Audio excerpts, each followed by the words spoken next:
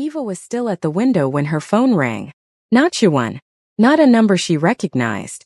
A Seoul area code she had never seen before. 11 digits, no contact name. Just the numbers sitting on her screen like a question she hadn't asked. She stared at it for exactly 3 seconds. Then she answered. Miss Jones. The voice was male. Korean. Unhurried in the specific way of someone who had never once needed to rush, because the world had always waited for him. I think it is time we spoke directly. Don't you? Eva's eyes were still on the black car below. The figure on the pavement had not moved. The engine was still running. Who is this? She said. A pause that was not uncertainty, it was theater. The pause of a man who enjoyed being the one with the answer. My name is Baek Joon-ho, he said. And I believe you received my card this morning. Welcome to Black Silk Stories, the home of Afro-Korean stories that hit different. Subscribe, drop a comment, and do not go anywhere. This is only the beginning. Eva did not move, did not step back from the window, did not let her voice shift by a single degree. I received it, she said. Good. Another pause. I want you to know, Eva, may I call you Eva? That I have no interest in making this difficult for you. You are a child who has just lost her mother. I have tremendous respect for what Amelia built. Tremendous respect. The word landed softly, carefully, the kind of careful that meant it had been placed there deliberately. I simply want what was always mine. My mother didn't leave you anything, Eva said. A sound, not quite a laugh. Something adjacent to amusement. Your mother was a remarkable woman, but she made one mistake. When she left our arrangement, she took something that did not belong to her. I have been very patient about that. 12 years is a long time to be patient, Eva.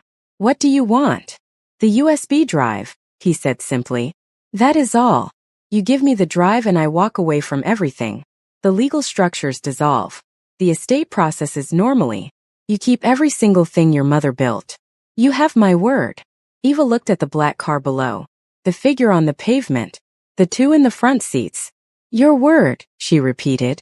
Yes. You sent 3 men to park outside a building where an 11-year-old girl lives alone, Eva said. And you're offering me your word.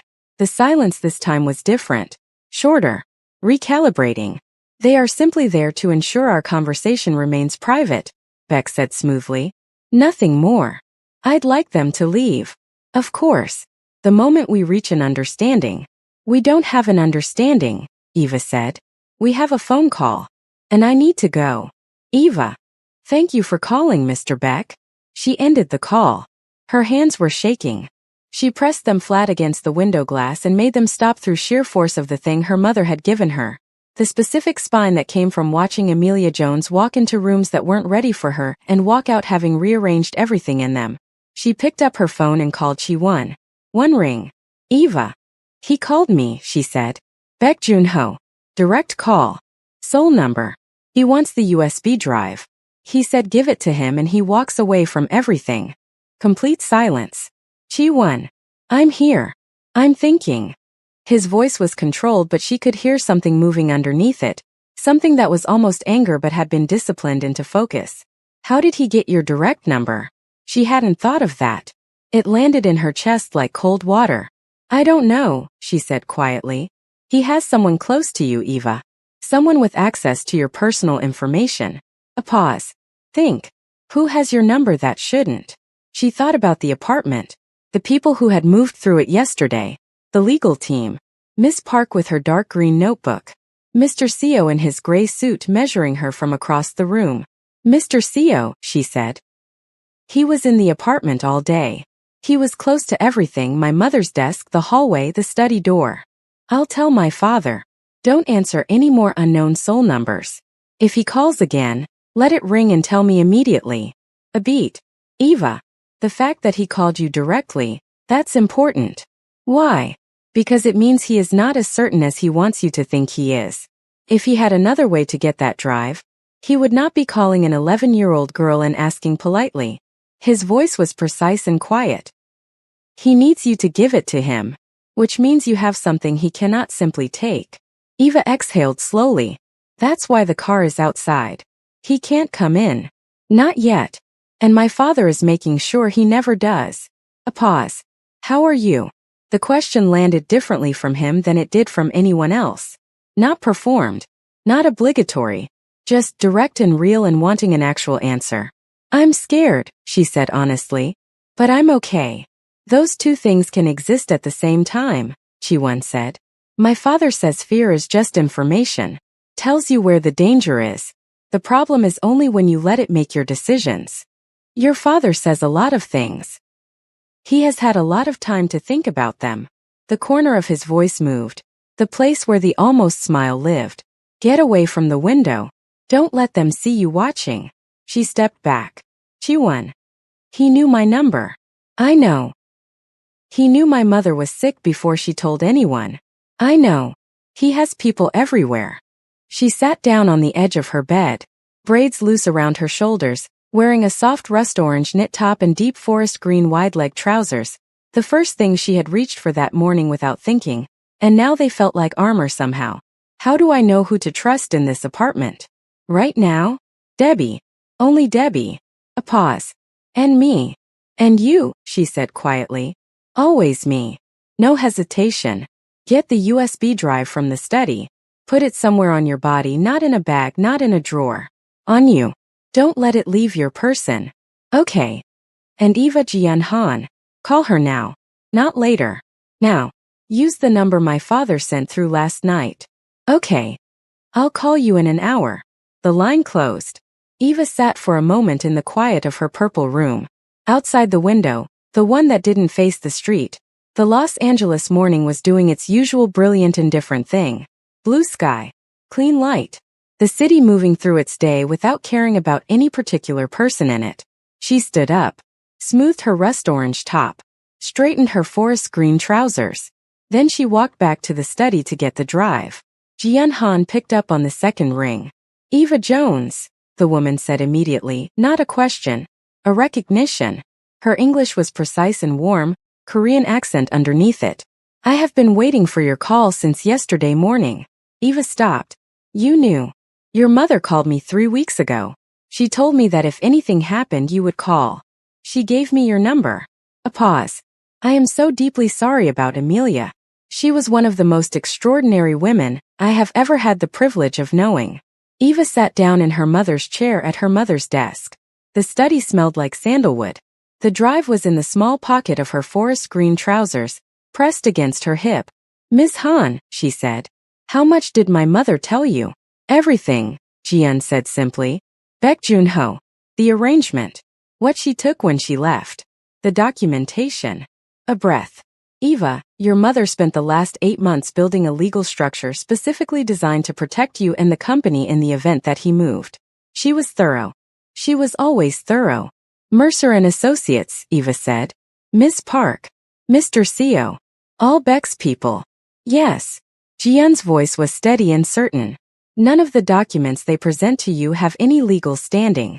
Your mother's actual estate structure is already in place and it is airtight. They cannot touch the company. What they want is that drive. He called me this morning, Eva said. Baek Jun-ho. Directly. A brief silence. What did he say? He wants the drive. He said give it to him and he walks away from everything. He won't, Jian said flatly. That drive contains enough to dismantle everything he has built for 30 years. He will never stop coming for it. Giving it to him doesn't end this. It simply removes the only leverage you have. So what do I do with it? You don't use it alone, Jian said. There is a process.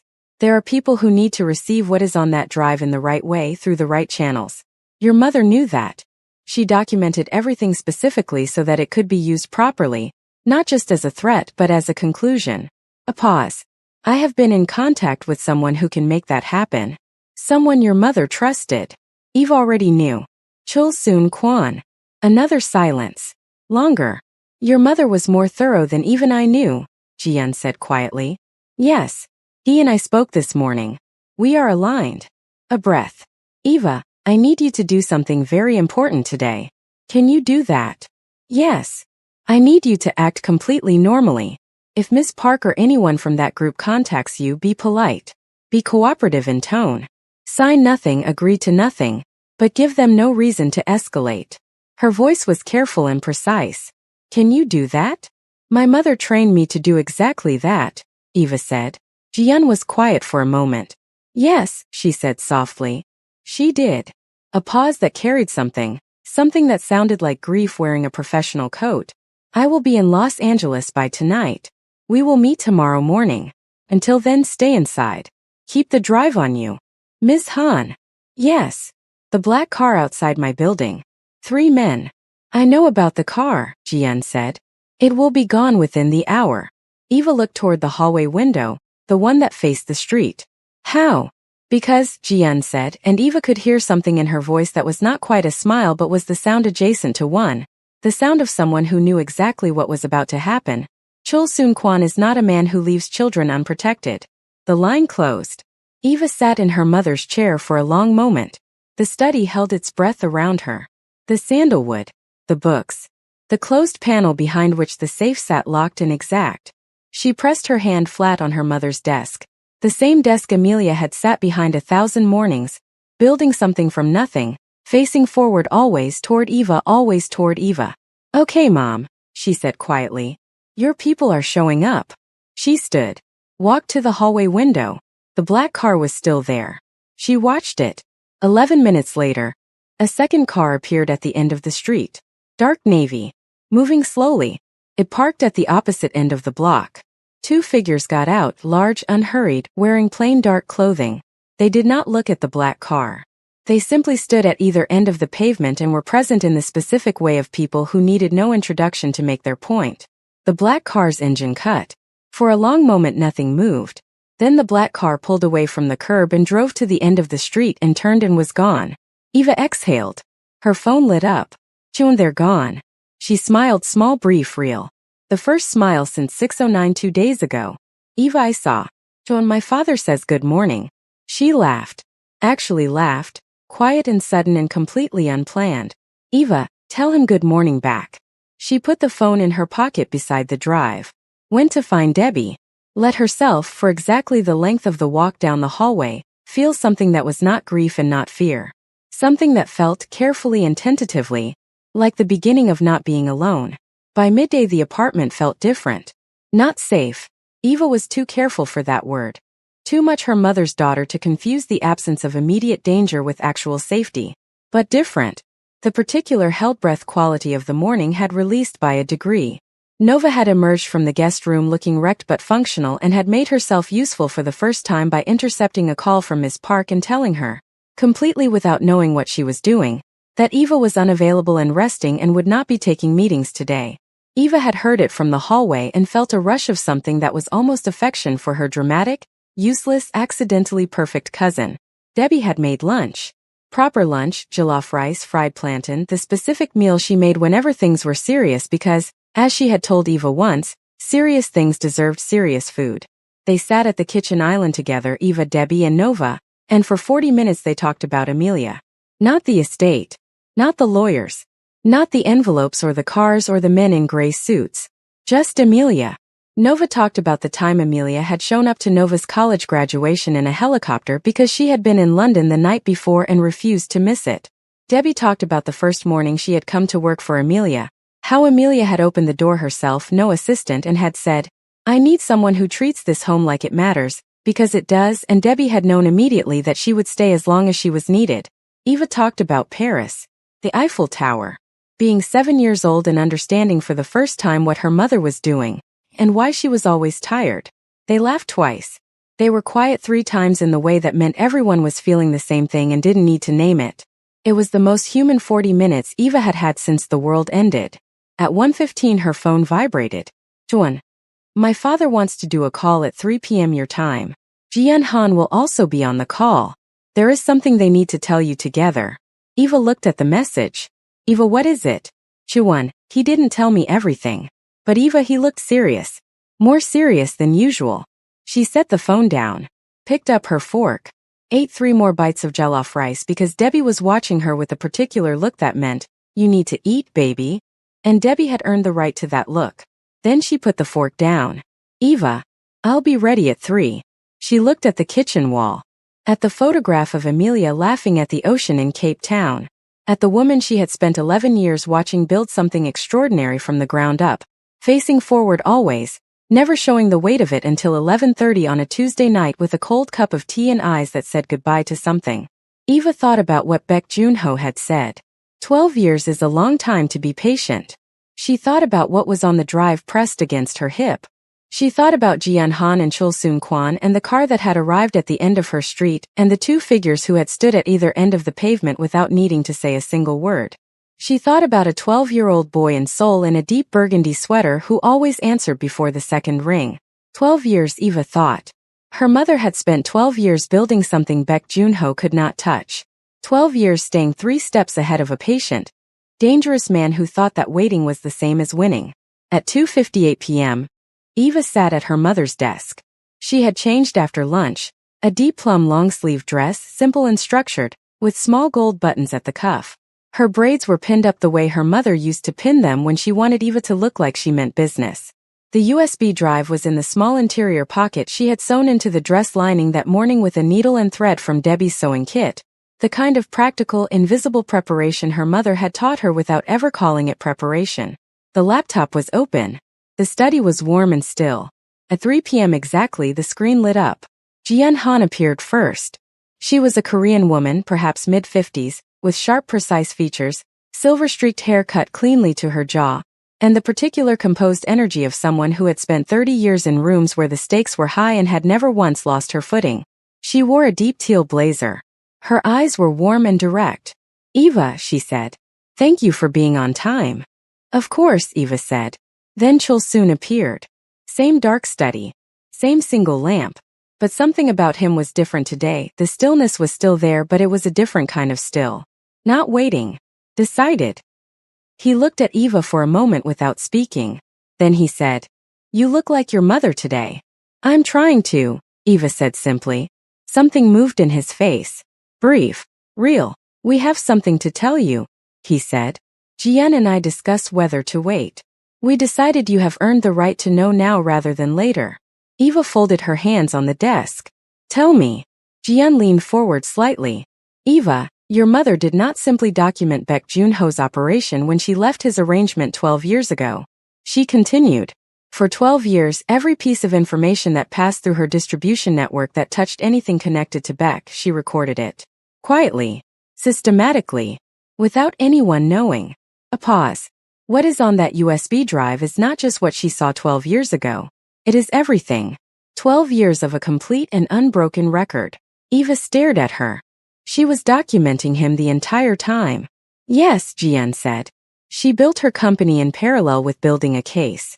Every year she added to it. Every year the file grew. She never used it because she never needed to. As long as she was alive and the company was thriving, Baek had no move to make. But she always knew the day might come when she would need it. A breath. She just didn't expect that day to come the way it did. Eva was very quiet for a moment. The study held its breath. "She protected me," Eva said finally. Not a question.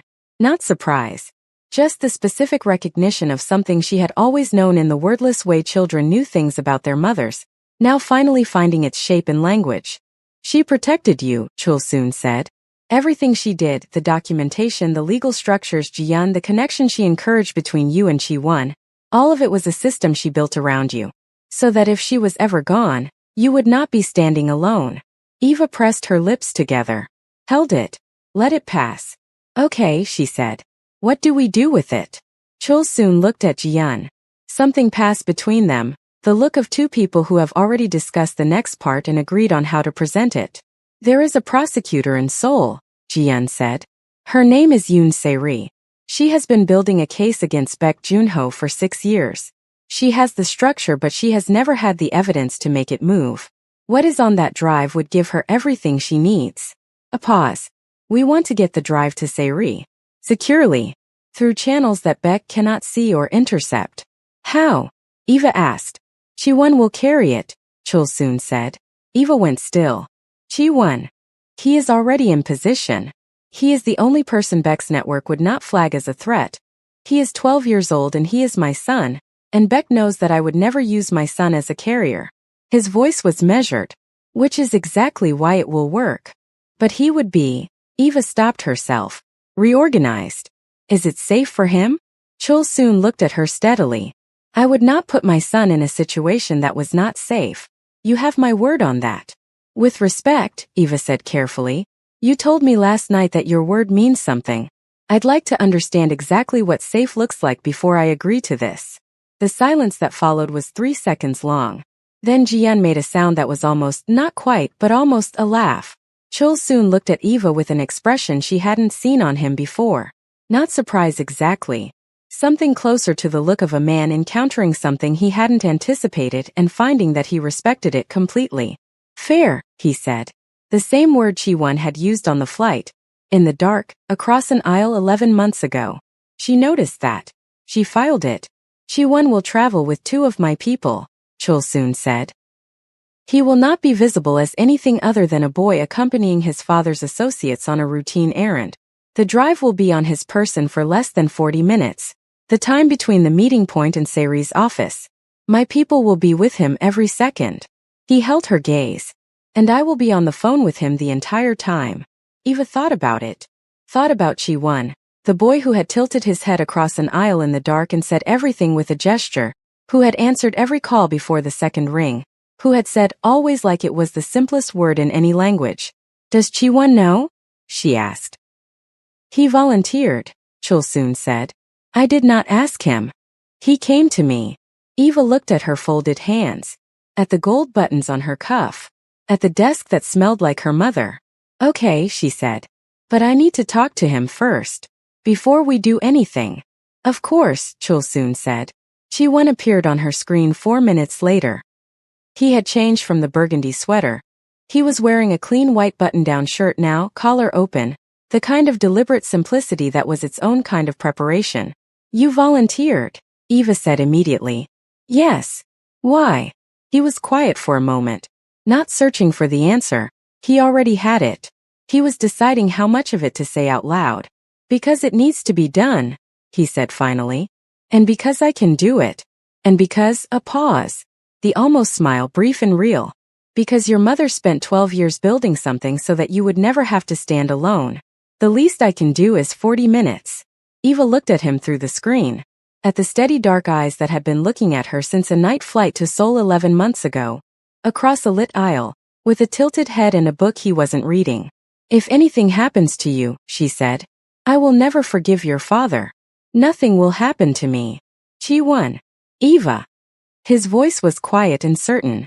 My father has kept me safe my entire life in circumstances considerably more complicated than 40 minutes with a USB drive. Trust him the way your mother trusted him. She exhaled. My mother never met your father. No. But she knew his name. She wrote it in a letter she left in a safe for you to find. He held her gaze. She did her research, Eva. She always did her research. And she trusted what she found. The study was very still. Okay, Eva said. Okay. It will be over by tonight, Chi-Won said. And then Baek Jun-ho will have nothing. No leverage, no legal structures, nothing. Everything your mother built stays exactly where she built it. A beat. Yours. All of it. Eva looked at the photograph on the study wall. The Cape Town one, the ocean blazing orange, Amelia laughing with her head thrown back. Fully alive in the specific way she only was when nobody needed anything from her. She would have liked you, Eva said. Chi-Won was quiet for a moment. I would have liked her, he said. Very much. The transfer happened at 7:43 p.m. Seoul time. Eva knew this because Chi-Won sent her a single message at 7:43 that said only, moving now. And she had been sitting at the kitchen island in her deep plum dress with a cup of tea she wasn't drinking, watching the clock on the microwave, since 6 a.m. Los Angeles time. Debbie sat with her. Not talking. Just present. The specific gift of a person who understood that company and conversation were not the same thing and that sometimes company was enough. Nova had gone to bed at 9. The clock on the microwave said 7:51 p.m. Seoul time. 8 minutes. When Eva's phone lit up. None. She pressed the phone flat against her chest and closed her eyes for exactly 4 seconds. Then she typed back. Eva. Are you okay? Chi-Won completely. My father is insufferably calm about the whole thing, which is either reassuring or alarming. I haven't decided. She laughed, sudden and real and completely unplanned. Debbie looked up from her tea. Good news. Debbie said. Yes, Eva said. Good news. Debbie nodded, picked up her cup, said nothing else. Perfect. Eva, tell your father thank you. From me. Properly. June, he says you're welcome. Also he says, and I'm quoting directly, tell her Amelia would be proud. Eva stared at the screen, set the phone down, picked it back up. Eva 1. June, yes. Eva. I think I'm going to cry. June, that's allowed. You've been holding it for 3 days. Eva. I don't want to cry at the kitchen island. June. Then go to your room. Cry properly. You've earned it. She smiled, stood, carried her tea to the sink, rinsed the cup the way her mother had always rinsed cups, completely, without leaving anything behind. Debbie, she said. Thank you for staying. Debbie looked at her with the expression she had been saving for exactly this moment, warm and steady and completely unperformed. Baby, she said, there is nowhere else I would be. Eva nodded, walked down the hallway to her purple room, sat on the edge of her bed, and cried, properly, completely, for the full length of everything she had been holding since the morning the world changed. For her mother. For the cold cup of tea in the kitchen and the hands on her face in the hallway and the voice that had said, you are the best thing I have ever made. For the drive and the letter and 12 years of a woman facing forward toward her daughter, always, always, always. She cried until there was nothing left. Then she washed her face, lay down, pulled the blanket up. Her phone lit up one more time. Chuan, good night, Eva from Los Angeles. She smiled in the dark. Eva, good night, Chuan from Seoul. She closed her eyes. She was woken at 6:19 a.m. by Debbie's voice, not the gentle shoulder touch of 2 mornings ago. This time Debbie was in the doorway, and her voice was doing the thing it had done on the morning the world ended, the thing with no shape, the thing that meant language had stopped being available. Eva. Just her name. Just that. Eva sat up. What happened? Debbie was holding her phone. Her hand was shaking. It's on the news, Debbie said. Eva, it's on every channel. Eva was already standing, already moving, already reaching for her own phone with the particular cold clarity that had become, in 3 days, her default state, the version of herself that her mother had built for exactly this, the version that noticed and held and did not break until it was safe to. She turned on the TV in her room. Every major Korean news network. The same footage, a building in Seoul, early morning, police vehicles outside, figures in official jackets moving with purpose. A name in the ticker at the bottom of the screen. A name she recognized. Baejunho. She stood in the middle of her purple room in her deep plum dress from yesterday, barefoot, and watched the screen. Her phone rang. Chuan. She answered immediately. Are you watching? He said. Yes. Sairi moved faster than anyone expected. My father didn't even know she would go tonight. She had enough the moment she received the drive. She didn't wait. His voice carried something she had never heard in it before. Not quite emotion, something more disciplined than that, but in the same territory. It's over, Eva. He's in custody. She couldn't speak for a moment. Eva. I'm here, she said. I'm here. It's over, he said again. Quieter. Like he needed to say it twice to make it real for both of them. She sat down on the edge of her bed. Watched the screen. Watched the building in Seoul with the police vehicles and the official jackets and the name in the ticker that had been a shadow over everything for 3 days. Over her mother's last months, over 12 years of careful documentation, over a USB drive that an 11-year-old girl had carried sewn into her dress lining. She won, she said. Yes. My mom did this. She built this. She spent 12 years making sure that when this moment came, it would actually come. Her voice was steady. She made it steady. She won. A pause. She won, Chi-won said. Simply and completely. Eva looked at the photograph on her bedroom wall. The one of Amelia laughing at the ocean in Cape Town. Alive and careless and completely herself.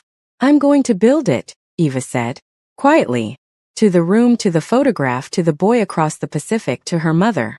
Everything she built. I'm going to build it bigger. I'm going to make sure she didn't just win. I'm going to make sure everyone knows she won. Chi-won was quiet for a long moment. Then, I know you will. Will you? She stopped. Started again. Will you still be there? When I'm doing it. The pause was exactly the right length. Eva from Los Angeles, he said, and she could hear the almost smile. The real one, the brief one, the one that meant more than a full smile from anyone else. I have been answering since the first ring. That is not going to change. Outside her window, Los Angeles was beginning its morning. Pale gold light. The city waking up. The ordinary, relentless, indifferent beauty of a world that kept moving even when extraordinary things happened inside it. Eva Jones was 11 years old. She had just watched her mother win from beyond the grave.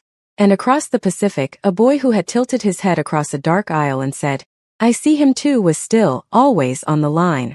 She looked at the city outside her window. "Okay," she said softly. "Let's go." The morning light came in gold and clean and entirely without ceremony.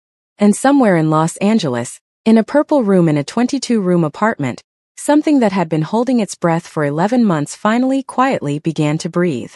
But 3 floors below, in the building's underground parking structure, a phone screen lit up in the dark interior of a car that had been sitting there since before dawn. A message. 4 words. Plan B, begin now. The screen went dark. The car did not move. It was waiting. This has been Black Silk Stories, where every story is a world and every world hits different. Baek Joon-ho is in custody. The drive has been delivered. Eva thinks it's over. But the car in the parking structure didn't get that message. If you are not subscribed, you are going to miss everything that comes next. Subscribe, drop a comment and come back. Because Eva Jones and Chi-won Kwon are only just beginning. And where they are going, you do not want to be left behind.